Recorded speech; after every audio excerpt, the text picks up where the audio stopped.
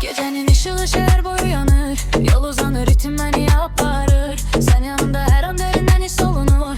Her dönen yol yüreğimle danışır.